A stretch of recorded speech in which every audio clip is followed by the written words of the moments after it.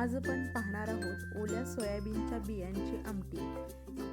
इथे मी हे सोयाबीनचे बी तव्यावरती छान असे भाजून घेतलेले आहेत तांबूस रंग येईपर्यंत, आणि हे बी आपण या पद्धतीने ठेचून घेणार आहोत। थोडेसे याला बारीक असे ठेचून घ्यायचे आहे। आणि इथे आता आपण मसाला बनवून घ्यायचा आहे। कोथिंबीर, थोडंसं सुकं खोबरं, 8 ते 10 लसूण पाकळ्या, थोडंसं जिरं म्हणजेच 1 चमचा जिरं घ्यायचं आहे। सर्व मिश्रण बारीक असे वाटून घ्यायचे आहे। कढईमध्ये 2 ते 3 चमचे तेल ॲड करून घ्यायचे आहे। तेल ॲड केल्यानंतर इथे आपण मोहरीची, जिऱ्याची आणि कढीपत्त्याची फोडणी देणार आहोत। त्याचसोबत मीडियम साईजचा बारीक चिरलेला 1 कांदा या मिश्रणामध्ये ॲड करून घ्यायचा आहे। मिश्रण छान तांबूस रंग येईपर्यंत तेलावरती परतून घ्यायचं आहे।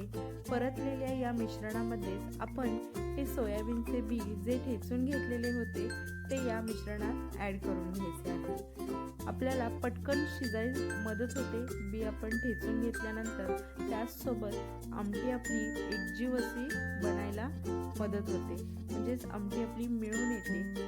आणि अशा पद्धतीने हे बी तेलात परतून घ्यायचे आहेत। चवीनुसार याच्यावरती लाल तिखट ॲड करून घ्यायचं आहे।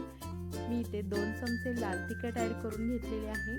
आणि सोबतच जो आपला वाटणाचा मसाला आहे, खोबरे, जिरे, कोथिंबीर, लसूण, ते आपण इथे वाटण ॲड करून घ्यायचं आहे। सोबत थोडीशी हळद मिक्स करून घ्यायचं आहे। आणि या सर्व मिश्रणामध्ये आपल्याला गरम पाणी ॲड करून घ्यायचं आहे। म्हणजे जेवढी आपल्याला आमटी हवी आहे तेवढे आपण इथे पाणी ॲड करून घ्यायचं आहे। साधारणतः 4 ते 5 वाट्या पाणी मी इथे आमटीसाठी ॲड केलेले आहे।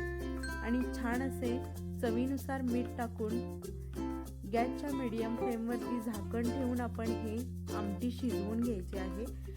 त्याचसोबत या मिश्रणामध्ये काही चमचे म्हणजेच 5 ते 6 चमचे भाजलेले शेंगदाण्याचे बारीक कूट मी इथे ॲड करून घेतलेले होते।